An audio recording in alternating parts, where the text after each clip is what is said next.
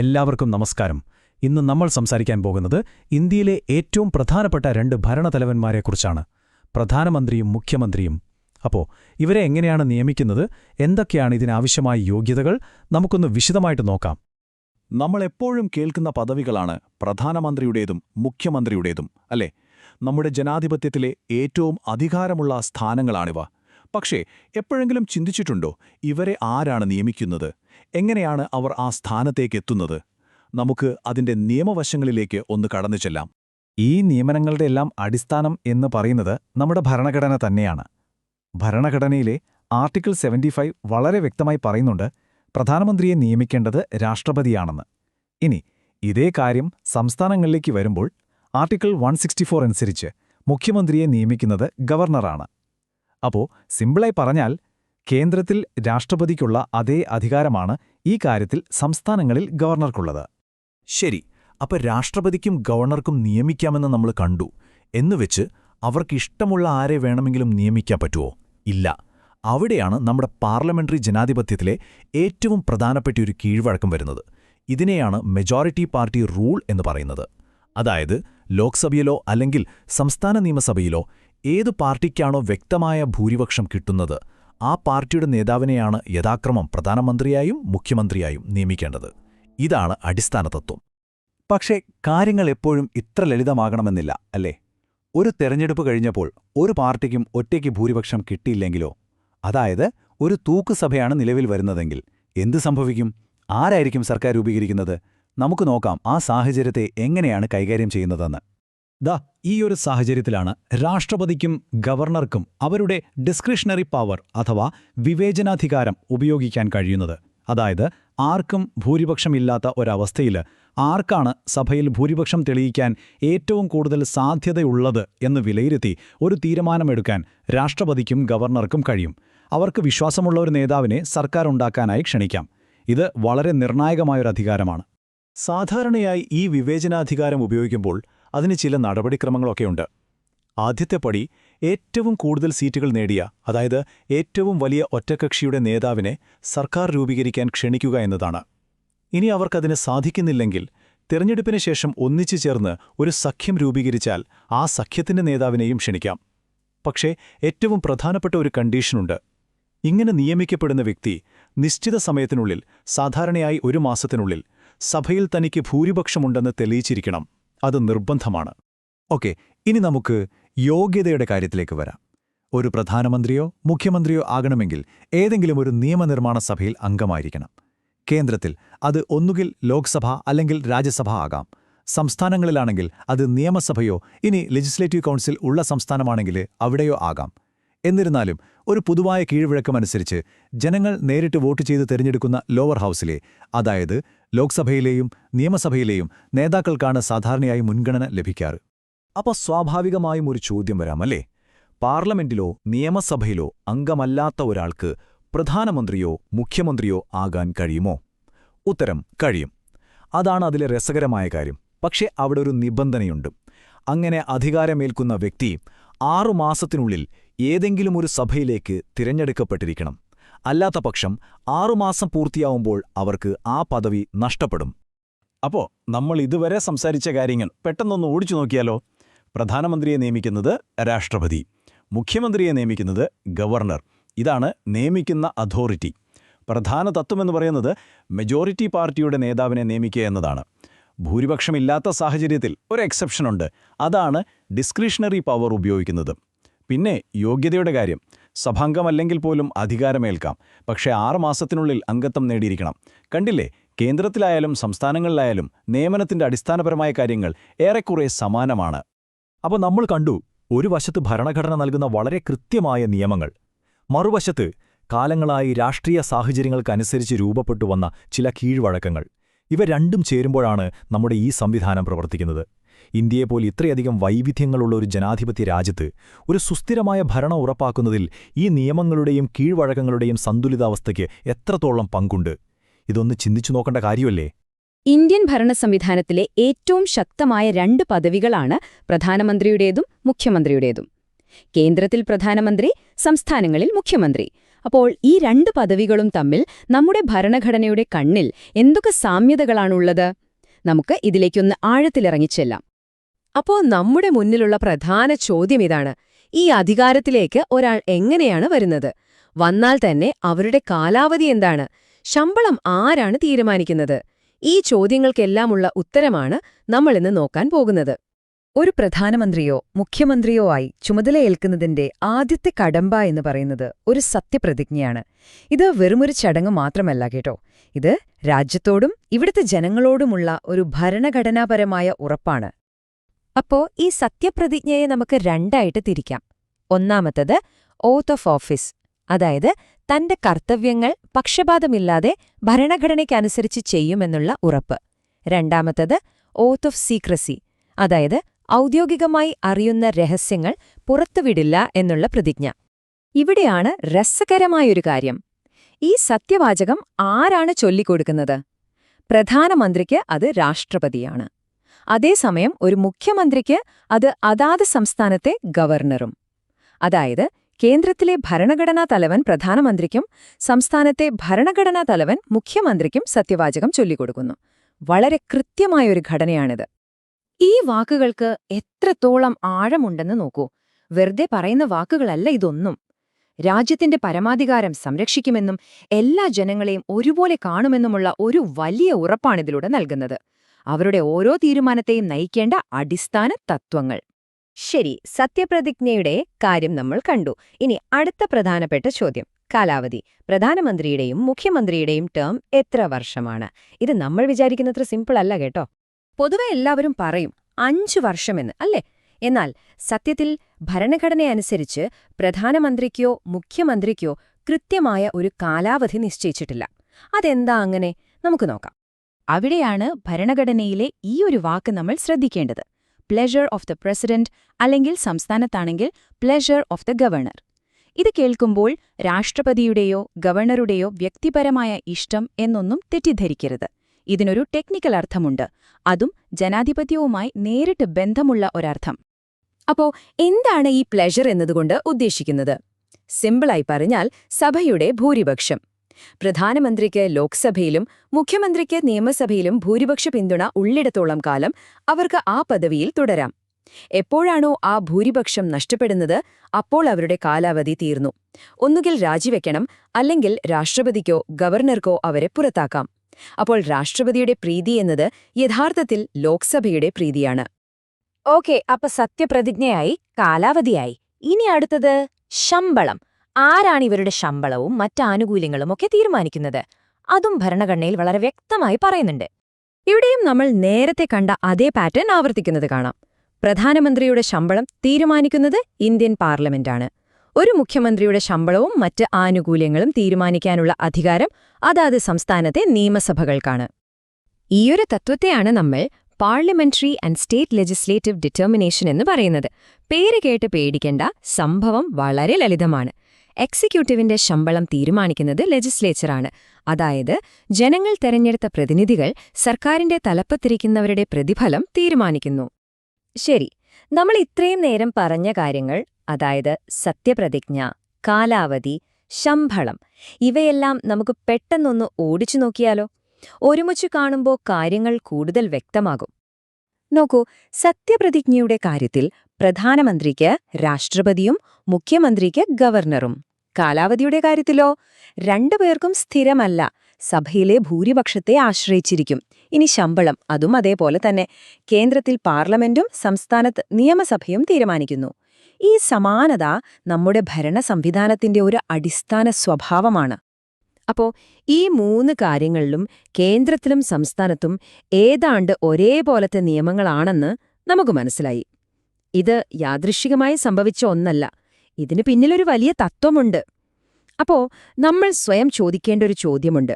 കേന്ദ്രവും സംസ്ഥാനങ്ങളും തമ്മിലുള്ള ഈ ഭരണഘടനാപരമായ സാമ്യം നമ്മുടെ രാജ്യത്തിന്റെ ഫെഡറൽ സ്വഭാവത്തെയും സർക്കാരുകൾക്ക് ജനങ്ങളോടുള്ള ഉത്തരവാദിത്തത്തെയും എങ്ങനെയാണ് കൂടുതൽ ശക്തമാക്കുന്നത്? ഇതൊന്ന് ആലോചിച്ചു നോക്കൂ. നമസ്കാരം. നമ്മളിന്ന് നോക്കാൻ പോകുന്നത് പ്രധാനമന്ത്രിയുടെയും മുഖ്യമന്ത്രിയുടെയും അധികാരങ്ങളെപ്പറ്റിയാണ്. രസകരമായ ഒരു കാര്യം എന്താണെന്ന് വെച്ചാൽ കേന്ദ്രത്തിലും സംസ്ഥാനങ്ങളിലും ഈ രണ്ട് പദവികളും തമ്മിൽ ഏകദേശം ഒരു 85% സാമ്യമുണ്ട്. അപ്പോൾ ഈ അധികാരങ്ങൾ എങ്ങനെയാണ് ഒരേപോലെ പ്രവർത്തിക്കുന്നതെന്ന് നമുക്ക് നോക്കാം. ശരി, അപ്പൊ നമുക്ക് ഇതിലേക്ക് കടക്കാം. നമ്മുടെ പാർലമെന്ററി സിസ്റ്റത്തിന്റെ ആണിക്കല്ല് എന്ന് പറയുന്നത് ഈ ഒരു ബന്ധമാണ്. അതായത് കേന്ദ്രത്തിൽ പ്രധാനമന്ത്രി രാഷ്ട്രപതിക്ക് ഉപദേശം നൽകുന്നു, അതേപോലെ സംസ്ഥാനത്ത് മുഖ്യമന്ത്രി ഗവർണർക്കും. ശരിക്കും പറഞ്ഞാൽ യഥാർത്ഥ ഭരണചക്രം തിരിയുന്നത് ഈ ഉപദേശത്തിലൂടെയാണ്. അപ്പോൾ ആദ്യമായിട്ട് നമുക്ക് ലെജിസ്ലേച്ചറിന്റെ, അതായത് നിയമനിർമ്മാണ സഭയുടെ ടൈം ടേബിൾ അഥവാ കാലണ്ടർ നിയന്ത്രിക്കുന്നതിൽ ഈ നേതാക്കൾക്കുള്ള പങ്ക് എന്താണെന്ന് നോക്കാം. അതിലെ ആദ്യത്തെ അധികാരമാണ് സമ്മണിംഗ്. എന്താണ് ഈ സമ്മണിംഗ് എന്ന് പറഞ്ഞാൽ? വളരെ സിമ്പിളാണ്. പാർലമെന്റ് അല്ലെങ്കിൽ സംസ്ഥാന നിയമസഭയിലെ എല്ലാ അംഗങ്ങളെയും സമ്മേളനത്തിനായി വിളിച്ചുകൂട്ടുന്ന ഒരു ഔദ്യോഗിക അറിയിപ്പാണിത്. എല്ലാവരും വരണം, നമുക്ക് സെഷൻ തുടങ്ങാമെന്ന് പറയുന്നൊരു കോൾ. ഇവിടെയാണ് ശരിക്കും ആ ഒരു സാമ്യം നമുക്ക് വ്യക്തമായി കാണാൻ പറ്റുന്നത്. ഈ നിയമനിർമ്മാണ പ്രക്രിയ തുടങ്ങാനുള്ള ആ ഒരു താക്കോല് അത് പ്രധാനമന്ത്രിയുടെയും മുഖ്യമന്ത്രിയുടെയും കയ്യിലാണ്. കേന്ദ്രത്തിൽ പ്രധാനമന്ത്രി രാഷ്ട്രപതിയോട് പാർലമെന്റ് വിളിച്ചുകൂട്ടാൻ ഉപദേശിക്കുന്നു. അതുപോലെ തന്നെ സംസ്ഥാനത്ത് മുഖ്യമന്ത്രി ഗവർണറോടും. അപ്പോ ഒരു സെഷൻ തുടങ്ങുന്നതിനെ സമ്മണിംഗ് എന്ന് പറയുമെങ്കിൽ അത് അവസാനിപ്പിക്കുന്നതിനും ഒരു വാക്കുണ്ട്. അതാണ് പ്രൊറോഗിംഗ്. ഇത് വെറുതെ ഒരു ദിവസത്തെ സഭാ നടപടികൾ അവസാനിപ്പിക്കുന്നതല്ല ട്ടോ. ആ ഒരു സമ്മേളനം മൊത്തത്തില് ഔദ്യോഗികമായി അവസാനിപ്പിക്കുന്ന പ്രക്രിയയാണ് പ്രൊറോഗിംഗ്. ഇവിടെയും നോക്കൂ, ആ ഒരു മിറർ ഇമേജ് പോലത്തെ ഘടന വീണ്ടും വരികയാണ്. പ്രധാനമന്ത്രിക്കും മുഖ്യമന്ത്രിക്കും അവരുടെ സഭകൾ എപ്പോഴവസാനിപ്പിക്കണമെന്ന് ഉപദേശിക്കാൻ കഴിയും. അപ്പൊ ചുരുക്കി പറഞ്ഞാൽ ഒരു നിയമസഭാ സമ്മേളനം തുടങ്ങാനും അവസാനിപ്പിക്കാനുമുള്ള നിർദ്ദേശം വരുന്നത് ഇവരിൽ നിന്നാണ്. ശരി, സമ്മേളനം വിളിച്ചുകൂട്ടാനും പിരിയാനും ഉപദേശിക്കാം. എന്നാൽ ഇതിലും വലിയ നിയമസഭയുടെ മേലുള്ള ഇവരുടെ ഏറ്റവും വലിയ അധികാരം എന്തായിരിക്കും? നമുക്കതിലേക്ക് പോകാം. ഒന്നാലോചിച്ച് നോക്കൂ, ഒരു സർക്കാർ അതിന്റെ 5 വർഷത്തെ കാലാവധി പൂർത്തിയാക്കുന്നതിന് മുൻപ് തന്നെ വീണ്ടും ഒരു തിരഞ്ഞെടുപ്പിനെ നേരിടാൻ തീരുമാനിച്ചാൽ എന്തു ചെയ്യും? അതിനൊരു വഴിയുണ്ടോ? തീർച്ചയായും വഴിയുണ്ട്. അപ്പോഴാണ് അവർ തങ്ങളുടെ ഏറ്റവും ശക്തമായ ആയുധം പ്രയോഗിക്കുന്നത്: ഡിസല്യൂഷൻ, അതായത് സഭയെ പിരിച്ചുവിടാനുള്ള അധികാരം. ഇതൊരു സാധാരണ കാര്യമല്ല. എക്സിക്യൂട്ടീവിന്, അതായത് പ്രധാനമന്ത്രിക്കും മന്ത്രിസഭയ്ക്കും എപ്പോൾ വേണമെങ്കിലും ഞങ്ങൾക്ക് വീണ്ടും ജനവിധി തേടണം എന്ന് തീരുമാനിക്കാനുള്ള ഒരു ഔദ്യോഗിക മാർഗമാണിത്. അതിലൂടെ ഒരു പുതിയ ഇലക്ഷനിലേക്ക് രാജ്യം പോകും. ഈ സഭ പിരിച്ചുവിടാനുള്ള അധികാരം നമ്മുടെ പാർലമെന്ററി സിസ്റ്റത്തിന്റെ ഒരു അടിസ്ഥാന സ്വഭാവമാണ്. ഇത് കേന്ദ്രത്തിൽ മാത്രമുള്ള ഒന്നല്ല. കേന്ദ്രത്തിൽ പ്രധാനമന്ത്രിക്ക് ലോകസഭ പിരിച്ചുവിടാൻ രാഷ്ട്രപതിയോട് ശുപാർശ ചെയ്യാം. അതേപോലെ സംസ്ഥാനങ്ങളിൽ മുഖ്യമന്ത്രിക്ക് നിയമസഭ പിരിച്ചുവിടാൻ ഗവർണറോടും ശുപാർശ ചെയ്യാം. വീണ്ടും ഒരേ അധികാരം 2 തലങ്ങളിൽ. അപ്പോ സഭയുടെ കാലണ്ടർ നിയന്ത്രിക്കുന്ന കാര്യം നമ്മൾ കണ്ടു. പക്ഷേ ഇവരുടെ പങ്ക് അവിടെ തീരുന്നില്ല. സഭയ്ക്കകത്തും പുറത്തും തങ്ങളുടെ സർക്കാരുകളുടെ മുഖവും ശബ്ദവുമാണ് പ്രധാനമന്ത്രിയും മുഖ്യമന്ത്രിയും. പ്രശസ്തമായ ഇന്ത്യൻ പോളിറ്റി ബുക്കുകളിലൊക്കെ ഇവരെ വിശേഷിപ്പിക്കുന്നത് ലീഡർ ഓഫ് ദ ഹൗസ് എന്നാണ്, അതായത് സഭയുടെ നേതാവ്. ഈയൊരു പദവിക്ക് ഒരുപാട് അധികാരങ്ങളുണ്ട്. ഈ സഭയുടെ നേതാവ് എന്ന റോളിന്റെ അർത്ഥമെന്താണ്? ഭൂരിപക്ഷ പാർട്ടിയുടെ നേതാവ് എന്നതിലുപരി ഗവൺമെന്റിന്റെ പ്രധാനപ്പെട്ട നയങ്ങൾ സഭയിൽ പ്രഖ്യാപിക്കുന്നതും അവരാണ്. അതുപോലെ ഗവൺമെന്റിന്റെ അജണ്ട എന്തായിരിക്കണമെന്ന് തീരുമാനിക്കുന്നതും പ്രധാനപ്പെട്ട ചർച്ചകളിൽ സർക്കാരിന്റെ ഭാഗം വാദിക്കുന്നതും ഈ നേതാവ് തന്നെ. ഇനി അടുത്ത ഒരു പ്രധാനപ്പെട്ട റോളുണ്ട്. പ്രധാനമന്ത്രിയും മുഖ്യമന്ത്രിയും അവരവരുടെ സർക്കാരുകളുടെ ചീഫ് സ്പോക്സ്പേഴ്സൺ കൂടിയാണ്. എന്താണ് ഈ ചീഫ് സ്പോക്സ്പേഴ്സൺ എന്നതുകൊണ്ട് ഉദ്ദേശിക്കുന്നത്? സർക്കാരിന്റെ നിലപാടുകൾ പൊതുജനങ്ങളോടും മാധ്യമങ്ങളോടും വ്യക്തമാക്കുന്ന പ്രാഥമിക വ്യക്തി അവരാണ്. നിർണായക വിഷയങ്ങളിൽ സർക്കാരിന്റെ ശബ്ദമാവുക, പ്രതിസന്ധി ഘട്ടങ്ങളിൽ കാര്യങ്ങൾ വിശദീകരിക്കുക, ഇതൊക്കെ ഈ റോളിന്റെ ഭാഗമാണ്. ജനങ്ങളുടെ വിശ്വാസം ആർജിക്കുന്നതിൽ ഇത് വളരെ പ്രധാനപ്പെട്ട ഒന്നാണ്. ഓക്കെ, അപ്പൊ പ്രധാനമന്ത്രിക്കും മുഖ്യമന്ത്രിക്കും ഒരേപോലുള്ള അധികാരങ്ങളുണ്ടെന്ന് നമ്മൾ കണ്ടു. പക്ഷെ എന്തുകൊണ്ടാണ് നമ്മുടെ ഭരണഘടനയിൽ ഇങ്ങനെയൊരു സമാന്തര സംവിധാനം വെച്ചിരിക്കുന്നത്? ഇതിന്റെ പ്രാധാന്യമെന്താണ്? അതിന്റെ ഉത്തരം ഇതാണ്. ഈ ഘടന രാജ്യത്തുടനീളം ഒരുപോലെയുള്ള ഒരു ഭരണ സംവിധാനം ഉറപ്പുവരുത്തുന്നു. അതായത് കേന്ദ്ര സർക്കാരായാലും ഒരു സംസ്ഥാന സർക്കാരായാലും പ്രവർത്തിക്കുന്ന രീതിക്ക് ഒരടിസ്ഥാനപരമായ ഐക്യമുണ്ടാകും. ഇത് കാര്യങ്ങൾ കൂടുതൽ സുഗമവും പ്രവചിക്കാവുന്നതുമാക്കുന്നു. രാജ്യത്തിന്റെ ഫെഡറൽ സംവിധാനത്തിന്റെ കാതൽ തന്നെ ഇതാണ്. അപ്പോ ഇതെല്ലാം നമ്മളെ ഒരു വലിയ ചോദ്യത്തിലേക്കാണ് കൊണ്ടെത്തിക്കുന്നത്. നിയമനിർമ്മാണ സഭയെ എപ്പോൾ വേണമെങ്കിലും പിരിച്ചുവിടാൻ എക്സിക്യൂട്ടീവിന്, അതായത് ഭരണവിഭാഗത്തിന് അധികാരം നൽകുന്ന ഈ സിസ്റ്റത്തിൽ യഥാർത്ഥ ശക്തി ആർക്കാണ്? ജനങ്ങളെ പ്രതിനിധീകരിക്കുന്ന നിയമസഭയ്ക്കാണോ അതോ അതിനെ നിയന്ത്രിക്കുന്ന ഭരണവിഭാഗത്തിനാണോ? ഇതൊരു പ്രധാനപ്പെട്ട ചോദ്യമാണല്ലേ? ഹായ്, നമസ്കാരം. ഒരു മന്ത്രിസഭയിൽ ശരിക്കുള്ള പവർ ആർക്കാണ്? പ്രധാനമന്ത്രിക്കാണോ അതോ എല്ലാ മന്ത്രിമാർക്കും തുല്യ അധികാരമാണോ? പ്രധാനമന്ത്രി അല്ലെങ്കിൽ ഒരു സംസ്ഥാനത്തെ മുഖ്യമന്ത്രി അവരുടെ കൗൺസിൽ ഓഫ് മിനിസ്റ്റേഴ്സിനെ എങ്ങനെയാണ് പൂർണ്ണമായും നിയന്ത്രിക്കുന്നത് എന്ന് നമുക്ക് നോക്കാം. ഓക്കെ, അപ്പം നമുക്ക് തുടങ്ങാം. ഒരു കൗൺസിൽ ഓഫ് മിനിസ്റ്റേഴ്സ് എങ്ങനെയാണ് ഉണ്ടാകുന്നത്? അതിനെ ആര് നിയന്ത്രിക്കും? പിന്നെ എങ്ങനെയാണത് ഇല്ലാതാകുന്നത്? ഈയൊരു മുഴുവൻ സൈക്കിളും നമുക്ക് 4 സ്റ്റെപ്പുകളായിട്ട് ഒന്ന് നോക്കാം. അപ്പോൾ ആദ്യത്തെ സ്റ്റെപ്പ്, അതായത് ഒരു ടീമിനെ ഉണ്ടാക്കിയെടുക്കുന്ന ആള്, ആ ശില്പി. ഒരു ഗവൺമെന്റ് ഫോം ചെയ്യുമ്പോഴത്തെ ഏറ്റവും ആദ്യത്തെ പണി മന്ത്രിമാരെ കണ്ടെത്തുക എന്നതാണല്ലോ. ഈ ടീം എങ്ങനെയാ ഉണ്ടാകുന്നത്? ശരിക്കും പറഞ്ഞാൽ ഇത്രയും വലിയൊരു സിസ്റ്റം സ്റ്റാർട്ട് ചെയ്യുന്നത് ഒരൊറ്റ ആളിൽ നിന്നാണ്. നോക്കൂ, ഇതാണ് നേതാവിന്റെ പവറിന്റെ ഏറ്റവും വലിയ ഉദാഹരണം. പ്രധാനമന്ത്രിയോ അല്ലെങ്കിൽ ഒരു സംസ്ഥാനത്ത് മുഖ്യമന്ത്രിയോ കൊടുക്കുന്ന ലിസ്റ്റുണ്ടല്ലോ, ആ ലിസ്റ്റിലുള്ളവരെ മാത്രമേ നിയമിക്കാൻ പറ്റൂ. രാഷ്ട്രപതിക്കോ ഗവർണർക്കോ ഇതിൽ വേറൊരു ഓപ്ഷനില്ല. സിമ്പിളായി പറഞ്ഞാൽ ടീമിനെ സെലക്ട് ചെയ്യുന്നത് ക്യാപ്റ്റൻ മാത്രമാണ്, വേറെ ആരുമല്ല. ഇവിടെ ഒരു കാര്യം പ്രത്യേകം ഓർക്കണം. നമ്മളിപ്പോൾ പ്രധാനമന്ത്രിയുടെ കാര്യം പറയുമ്പോഴും ഇതേ അധികാരങ്ങൾ, ഇതേ ഘടന എല്ലാ സംസ്ഥാനത്തും മുഖ്യമന്ത്രിക്കും ബാധകമാണ്. രണ്ടും ഒന്ന് തന്നെ. ശരി, അടുത്തതിലേക്ക് പോകാം.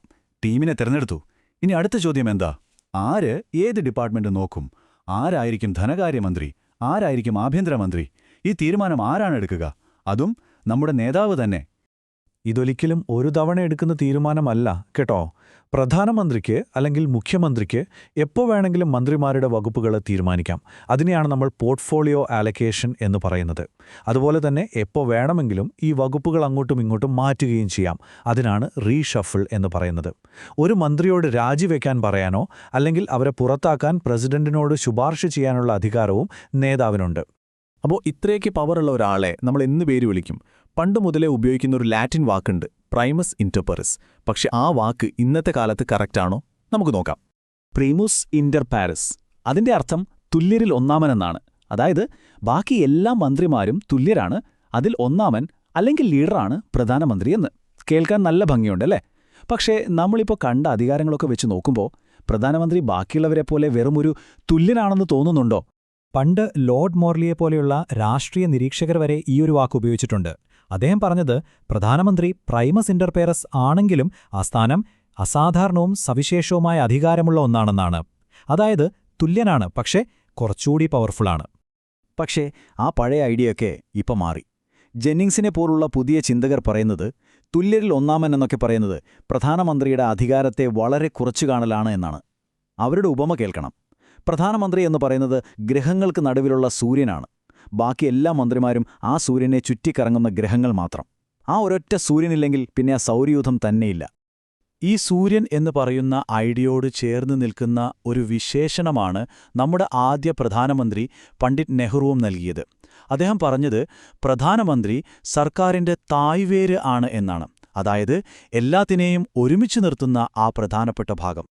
അപ്പോൾ ഈ തായ്വേര് എന്ന വാക്ക് നമ്മുടെ അവസാനത്തെ പോയിന്റിലേക്ക് എത്തിക്കുകയാണ്. ഒരു പക്ഷേ ഇതാണ് പ്രധാനമന്ത്രിയുടെ അധികാരത്തിന്റെ ഏറ്റവും വലിയ തെളിവ്. ആലോചിച്ച് നോക്കൂ, ആ തായ്വേര് അങ്ങ് ഇളകിപ്പോയാൽ എന്ത് സംഭവിക്കും? അതായത് പ്രധാനമന്ത്രി സ്ഥാനം രാജിവെച്ചാൽ അല്ലെങ്കിൽ അദ്ദേഹം മരിച്ചാൽ എന്തായിരിക്കും സംഭവിക്കുക? ഈ ചോദ്യത്തിനുള്ള ഉത്തരം കേൾക്കുമ്പോഴാണ് നമുക്ക് ശരിക്കും മനസ്സിലാവുക ആ കൗൺസിൽ ഓഫ് മിനിസ്റ്റേഴ്സിന് ആ നേതാവില്ലാതെ ഒരു നിലനിൽപ്പുമില്ല എന്നു. ഇവിടെയാണ് ഏറ്റവും പ്രധാനപ്പെട്ട വ്യത്യാസം. ഒരു സാധാരണ മന്ത്രി രാജിവെച്ചാലോ മരിച്ചാലോ എന്താ സംഭവിക്കുക? ആ ഒരു കസേര ഒഴിഞ്ഞുകിടക്കും. വേണമെങ്കിൽ പ്രധാനമന്ത്രിക്ക് വേറൊരാളെ വെക്കാം, അല്ലെങ്കിൽ വെക്കാതിരിക്കാം. ഗവൺമെന്റ് ഒരു കുഴപ്പവുമില്ലാതെ മുന്നോട്ടു പോകും. നേരെ മറിച്ച് പ്രധാനമന്ത്രിയാണ് രാജിവെക്കുന്നതെങ്കിലോ അവിടെ സംഭവിക്കുന്നത് ഓട്ടോമാറ്റിക് ഡിസൊല്യൂഷനാണ്. അതായത് ആ പ്രധാനമന്ത്രിയോടൊപ്പം ആ കൗൺസിൽ ഓഫ് മിനിസ്റ്റേഴ്സ് മുഴുവനായും ഇല്ലാതാകും, തകർന്നുപോകും. അതായത് ചുരുക്കി പറഞ്ഞാൽ പ്രധാനമന്ത്രിയില്ലാതെ ഒരു കൗൺസിൽ ഓഫ് മിനിസ്റ്റേഴ്സിന് നിലനിൽപ്പില്ല. അദ്ദേഹം ടീമിന്റെ ക്യാപ്റ്റൻ മാത്രമല്ല, ആ ടീമിന്റെ ജീവൻ തന്നെയാണ്. അപ്പോൾ നമ്മളിന്ന് കണ്ടത് വളരെ ശക്തമായ ഒരാളിൽ കേന്ദ്രീകരിച്ചിട്ടുള്ള ഒരു ഭരണരീതിയാണ്. ഇത് നമ്മളോടൊരു വലിയ ചോദ്യം ചോദിക്കുന്നുണ്ട്. നേതാവാകുന്ന ആ സൂര്യൻ പെട്ടെന്നിങ്ങോട്ട് ഇല്ലാതായാൽ ചുറ്റും കറങ്ങുന്ന ഗ്രഹങ്ങളായ മന്ത്രിസഭയുടെ ഗതി എന്താകും? ഒരൊറ്റ വ്യക്തിയെ ആശ്രയിച്ച് ഒരു സർക്കാർ സംവിധാനം മുഴുവൻ നിലനിൽക്കുന്നതും ആ വ്യക്തി ഇല്ലാതാവുമ്പോൾ ഒരു മുഴുവൻ തകരുന്നതും. ഇത് നമ്മുടെ സിസ്റ്റത്തിന് ഏറ്റവും വലിയ ശക്തിയാണോ അതോ ദൗർബല്യമാണോ? നിങ്ങൾക്കെന്ത് തോന്നുന്നു? ഇന്ത്യൻ ജനാധിപത്യത്തില് രാഷ്ട്രതലവനും അതുപോലെ സർക്കാർ തലവനും തമ്മിലുള്ള ബന്ധം എങ്ങനെയാണ് പ്രവർത്തിക്കുന്നത്? നമുക്കിന്ന് പ്രധാനമന്ത്രിയും രാഷ്ട്രപതിയും അതേപോലെ മുഖ്യമന്ത്രിയും ഗവർണറും തമ്മിലുള്ള ഈ ഭരണഘടനാപരമായ ബന്ധത്തെക്കുറിച്ച് കുറച്ചുകൂടി ആഴത്തില് മനസ്സിലാക്കാം. അപ്പോ ഒരു പാർലമെന്ററി സിസ്റ്റത്തില് ഈ ഗവൺമെന്റിന്റെ തലവൻ എങ്ങനെയാണ് സ്റ്റേറ്റിന്റെ തലവനുമായിട്ട് ഔദ്യോഗികമായിട്ട് സംസാരിക്കുന്നത്? ഇതിനുള്ള ഉത്തരം എവിടെയെങ്കിലും എഴുതി വെച്ചിട്ടുണ്ടോ? ഉണ്ട്. നമ്മുടെ ഭരണഘടനയിൽ തന്നെ വളരെ വ്യക്തമായിട്ട് പറയുന്നുണ്ട്. ഉത്തരം വളരെ ലളിതമാണ്. നമ്മുടെ ഭരണഘടനയനുസരിച്ച് പ്രധാനമന്ത്രിയും മുഖ്യമന്ത്രിയുമാണ് യഥാക്രമം രാഷ്ട്രപതിക്കും ഗവർണർക്കുമിടയിലുള്ള ഒരു കമ്മ്യൂണിക്കേഷൻ ചാനലായി പ്രവർത്തിക്കുന്നത്. ഈ ബന്ധത്തിലെ ഏറ്റവും ആദ്യത്തെയും പ്രധാനപ്പെട്ടതുമായ ഭരണഘടനാപരമായ കടമ അഥവാ കോൺസ്റ്റിറ്റ്യൂഷണൽ ഡ്യൂട്ടി എന്താണെന്ന് നമുക്ക് നോക്കാം. അത് എയ്ഡ് ആൻഡ് അഡ്വൈസ് നൽകുക എന്നുള്ളതാണ്. നമ്മുടെ ഭരണഘടനയിൽ ഇത് കൃത്യമായിട്ട് പറയുന്ന 2 ആർട്ടിക്കിളുകളുണ്ട്. ആർട്ടിക്കിൾ 74 പറയുന്നത് പ്രധാനമന്ത്രി തലവനായുള്ള ഒരു മന്ത്രിസഭ രാഷ്ട്രപതിയെ സഹായിക്കാനും ഉപദേശിക്കാനും വേണമെന്നാണ്. ഇതേപോലെ തന്നെ ആർട്ടിക്കിൾ 163 പറയുന്നു മുഖ്യമന്ത്രി തലവനായുള്ള മന്ത്രിസഭ ഗവർണർക്ക് ഉപദേശം നൽകണം. ഇവിടെ ശ്രദ്ധിക്കേണ്ട ഒരു കാര്യം എന്താണെന്ന് വെച്ചാൽ ഈ ഉപദേശം സ്വീകരിക്കാൻ രാഷ്ട്രതലവന്മാർ ബാധ്യസ്ഥരാണ്. വെറും ഉപദേശം കൊടുക്കുക മാത്രമല്ല കേട്ടോ, ഇതിനപ്പുറം വളരെ പ്രധാനപ്പെട്ട വേറൊരു റോളുണ്ട്. സർക്കാരും രാഷ്ട്രതലവനും തമ്മിലുള്ള ഒരേ ഒരു കമ്മ്യൂണിക്കേഷൻ ചാനലായി പ്രവർത്തിക്കുക എന്നുള്ളത്. അപ്പോ എന്താണ് ഈ കമ്മ്യൂണിക്കേഷൻ ചാനൽ എന്ന് പറഞ്ഞാല്? നമ്മുടെ ഭരണഘടനയിലെ ആർട്ടിക്കിൾ 78ഉം 167ഉം പറയുന്നത് ഇതാണ്. ഗവൺമെന്റിന്റെ എല്ലാ കാര്യങ്ങളും എല്ലാ തീരുമാനങ്ങളും രാഷ്ട്രപതിയെയും ഗവർണറെയും അറിയിച്ചുകൊണ്ടിരിക്കണം. ഇത് പ്രധാനമന്ത്രിയുടെയും മുഖ്യമന്ത്രിയുടെയും ഒരു പ്രധാനപ്പെട്ട കോൺസ്റ്റിറ്റ്യൂഷണൽ ഡ്യൂട്ടി തന്നെയാണ്, ഒരു ഭരണഘടനാപരമായ കടമ. ഈ ഒരു കടമയെ നമുക്ക് 3ആയിട്ട് തിരിക്കാം. ഒന്നാമതായിട്ട് മന്ത്രിസഭ എടുക്കുന്ന എല്ലാ തീരുമാനങ്ങളും രാഷ്ട്രതലവനെ അറിയിക്കണം.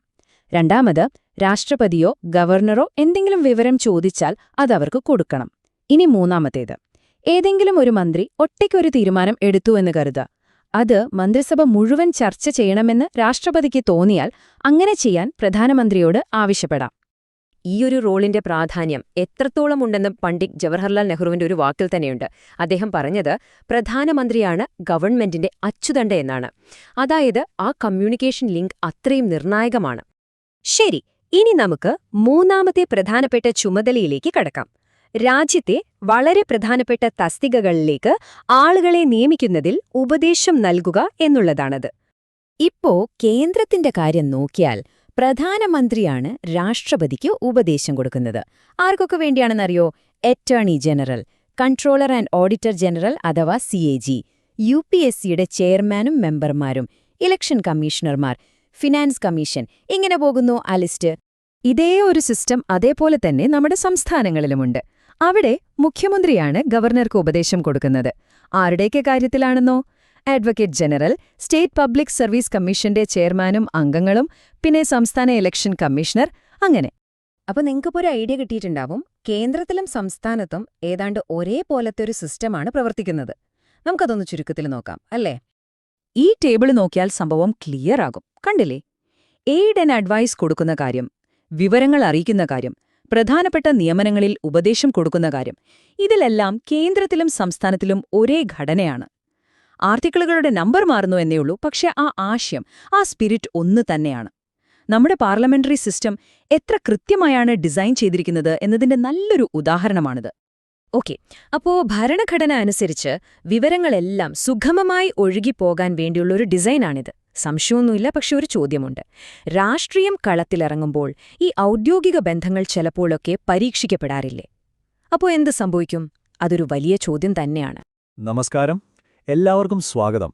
ഇന്ന് നമ്മൾ ഇന്ത്യൻ രാഷ്ട്രീയത്തിലെ വളരെ കൗതുകകരമായ ഒരു യാത്രയെക്കുറിച്ചാണ് സംസാരിക്കുന്നത്. അതായത് ഒരു സംസ്ഥാനത്തിന്റെ മുഖ്യമന്ത്രി പദവിയിൽ നിന്ന് നേരെ രാജ്യത്തിന്റെ പ്രധാനമന്ത്രി കസേരയിലേക്ക് എത്തിയവരെക്കുറിച്ച്. അപ്പോൾ ഇന്ത്യയിലെ ഏറ്റവും ഉയർന്ന ഈ പദവിയിലേക്കെത്താൻ കൃത്യമായൊരു വഴിയുണ്ടോ? ഒരു സംസ്ഥാനം ഭരിക്കുന്നത് ദേശീയ തലത്തിൽ നേതൃത്വം നൽകാനുള്ള ഏറ്റവും മികച്ചൊരു പരിശീലനമാണോ? നമുക്കൊന്ന് പരിശോധിക്കാം. സത്യത്തിൽ ഇന്ത്യയുടെ പ്രധാനമന്ത്രി പദത്തിലേക്കുള്ള യാത്ര പലപ്പോഴും തുടങ്ങുന്നത് ഓരോ സംസ്ഥാനങ്ങളുടെ ഭരണസിരാകേന്ദ്രങ്ങളിൽ നിന്നാണ്. അപ്പോൾ മുഖ്യമന്ത്രിയായിരുന്ന ശേഷം പ്രധാനമന്ത്രിമാരായ നേതാക്കളുടെ ആ ഒരു രാഷ്ട്രീയ ജീവിതം നമുക്കൊന്ന് നോക്കാം. ശരി, അപ്പോൾ നമ്മൾ എന്തൊക്കെയാണ് നോക്കാൻ പോകുന്നതെന്ന് പെട്ടെന്നൊന്ന് പറയാം. ആദ്യം മുഖ്യമന്ത്രിയിൽ നിന്ന് പ്രധാനമന്ത്രിയിലേക്കുള്ള ഈയൊരു വഴിയെക്കുറിച്ച് നമ്മൾ സംസാരിക്കും. പിന്നെ ഈ പാതയിലൂടെ ആദ്യം നടന്ന നേതാക്കളെ പരിചയപ്പെടാം. അതിനുശേഷം സഖ്യകക്ഷി രാഷ്ട്രീയം വന്നപ്പോൾ കാര്യങ്ങൾ എങ്ങനെ മാറി എന്ന് നോക്കും. പിന്നീട് ഇതിൻ്റെ ഒരു ആധുനിക മാതൃകയും നമ്മൾ ചർച്ച ചെയ്യും. അവസാനം ഇതൊരു യഥാർത്ഥ ലീഡർഷിപ്പ് ബ്ലൂപ്രിന്റ് ആണോ എന്നൊരു ചോദ്യത്തോടെ നമ്മളിത് അവസാനിപ്പിക്കും. അപ്പോൾ നമ്മൾ ഈ പറഞ്ഞ മുഖ്യമന്ത്രിയിൽ നിന്ന് പ്രധാനമന്ത്രി സ്ഥാനത്തേക്കെത്തിയവർ ഇതുവരെ ആകെ 6 പേരാണ് അങ്ങനെയൊരു നേട്ടം കൈവരിച്ചത്. അതായത് ഒരു സംസ്ഥാനം നയിച്ചതിന്റെ ഭരണപരിചയവുമായി രാജ്യത്തിന്റെ തലപ്പത്തേക്കെത്തിയവർ. ഈ 6 പേരുടെ യാത്രയാണ് നമ്മളിന്ന് പിന്തുടരുന്നത്. നമുക്ക് ആദ്യം ഒരു ടൈം ട്രാവൽ ചെയ്യാം. നേരെ 1970കളിലേക്ക്. ഈയൊരു വഴി വെട്ടിത്തുറന്ന ആദ്യത്തെ 2 നേതാക്കളെ നമുക്ക് പരിചയപ്പെടാം. ഈ ലിസ്റ്റിലെ ആദ്യത്തെ പേര് മൊറാർജി ദേശായി. അദ്ദേഹം അന്നത്തെ ബോംബെ സ്റ്റേറ്റിന്റെ മുഖ്യമന്ത്രിയായിരുന്നു 1952 മുതൽ 56 വരെ. പിന്നെ ഒരുപാട് വർഷങ്ങൾക്ക് ശേഷം 1977 അദ്ദേഹം ഇന്ത്യയുടെ പ്രധാനമന്ത്രിയായി. അതും ആദ്യത്തെ കോൺഗ്രസ് ഇതര പ്രധാനമന്ത്രി. അടുത്തത് ചരൺ സിംഗ്. ഇന്ത്യൻ രാഷ്ട്രീയത്തിലെ പവർ ഹൗസ് എന്ന് പറയാവുന്ന ഉത്തർപ്രദേശിൽ നിന്നാണ് അദ്ദേഹം വരുന്നത്. അവിടെ 2 തവണ മുഖ്യമന്ത്രിയായിരുന്നു. ഒരു കർഷക നേതാവെന്ന നിലയിൽ വലിയ പേരുണ്ടായിരുന്ന അദ്ദേഹം 1979ലാണ് പ്രധാനമന്ത്രി പദത്തിലേക്കെത്തുന്നത്. ഓക്കെ, ഇനി നമുക്ക് 80കളിലേക്കും 90കളിലേക്കും വരാം. ഇത് ഇന്ത്യൻ രാഷ്ട്രീയത്തിൽ സഖ്യകക്ഷികളുടെ കാലമാണ്. അതായത് ഒരു പാർട്ടിക്ക് ഒറ്റയ്ക്ക് ഭൂരിപക്ഷം കിട്ടാതെ പല പാർട്ടികളും ചേർന്ന് ഭരിക്കുന്ന ഒരു സാഹചര്യം. ആ ഒരു കോംപ്ലക്സ് ടൈമിൽ മുന്നോട്ട് വന്ന നേതാക്കളെയാണ് നമ്മളിനി കാണാൻ പോകുന്നത്. വീണ്ടും ഉത്തർപ്രദേശിൽ നിന്ന് VP സിംഗ്. അവിടെ മുഖ്യമന്ത്രിയായിരുന്ന ശേഷമാണ് അദ്ദേഹം നാഷണൽ ലെവലിൽ ഒരു വലിയ ശക്തിയാവുന്നത്. 1989 അദ്ദേഹം പ്രധാനമന്ത്രിയായി. പക്ഷേ ആ ഒരു നാഷണൽ ഫ്രണ്ട് ഗവൺമെന്റ് അധികകാലം നീണ്ടുനിന്നില്ല. അടുത്തതായി നമ്മൾ കാണുന്നത് PV നരസിംഹറാവയെയാണ്. അദ്ദേഹം ആന്ധ്രാപ്രദേശിന്റെ മുഖ്യമന്ത്രിയായിരുന്നു 1971 മുതൽ 73 വരെ. പിന്നെ 1991 പ്രധാനമന്ത്രിയായപ്പോൾ അദ്ദേഹത്തിനൊരു പ്രത്യേകത കൂടി ഉണ്ടായിരുന്നു. സൗത്ത് ഇന്ത്യയിൽ നിന്നുള്ള ആദ്യത്തെ പ്രധാനമന്ത്രി.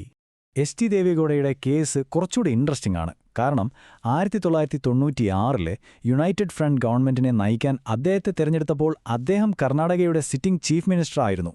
ശരിക്കും പറഞ്ഞാൽ വളരെ അപ്രതീക്ഷിതമായിട്ടായിരുന്നു അദ്ദേഹത്തിന്റെ ആ ഒരു പ്രധാനമന്ത്രി പദത്തിലേക്കുള്ള വരവ്. ഈ കാണുന്ന ഉദ്ധരണി അന്നത്തെ ഒരു രാഷ്ട്രീയ സാഹചര്യം കൃത്യമായിട്ട് നമുക്ക് പറഞ്ഞുവരും. അതായത് രാഷ്ട്രപതിക്ക് ഒരാളെ ആദ്യം പ്രധാനമന്ത്രിയായിട്ട് അപ്പോയിന്റ് ചെയ്യാം. എന്നിട്ട് ഒരു നിശ്ചിത സമയത്തിനുള്ളിൽ ലോക്സഭയിൽ ഭൂരിപക്ഷം തെളിയിക്കാൻ ആവശ്യപ്പെടാം. VP സിംഗിനെയും ദേവഗൌഡയുമൊക്കെ ഈയൊരു രീതിയിലാണ് പ്രധാനമന്ത്രിമാരായി നിയമിച്ചത്. അതായിരുന്നു ആ കാലഘട്ടത്തിലെ രാഷ്ട്രീയം.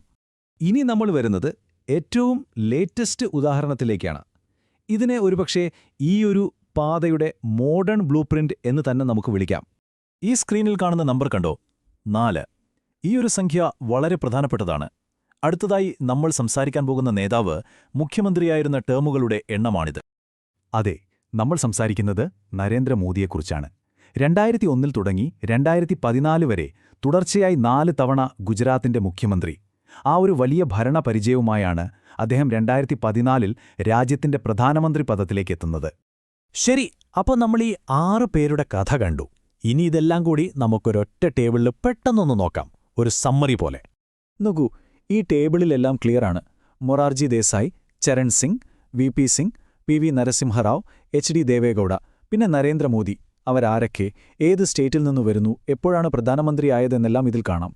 ഇത് വെറുമൊരു ലിസ്റ്റ് മാത്രമല്ല, ഒരു സംസ്ഥാനം ഭരിച്ചതിന്റെ എക്സ്പീരിയൻസ് എങ്ങനെ ദേശീയ രാഷ്ട്രീയത്തിൽ ഒരു വലിയ മുതൽക്കൂട്ടാവാമെന്നതിന്റെ ഒരു പാറ്റേൺ കൂടിയാണ്. അപ്പോൾ ഈയൊരു വിശകലനം കഴിയുമ്പോൾ നമ്മുടെ മനസ്സിൽ വരുന്നൊരു വലിയ ചോദ്യമുണ്ട്. ഒരു സംസ്ഥാനം ഭരിക്കുന്നത് ഒരു രാജ്യത്തെ നയിക്കാനുള്ള ഏറ്റവും നല്ല ട്രെയിനിങ് ആണോ? ഒരു സംസ്ഥാനത്തിലെ പ്രശ്നങ്ങളും രാഷ്ട്രീയവും ഭരണവുമെല്ലാം കൈകാര്യം ചെയ്ത് കിട്ടുന്ന ആ ഒരു എക്സ്പീരിയൻസ് രാജ്യത്തിന്റെ തലപ്പത്തെത്തുമ്പോൾ എത്രത്തോളം സഹായകമാകും? ഇതൊരു പക്ഷേ നിങ്ങൾക്ക് സ്വയം ചിന്തിച്ചുത്തരം കണ്ടെത്താവുന്നൊരു ചോദ്യമാണ്. Yeah.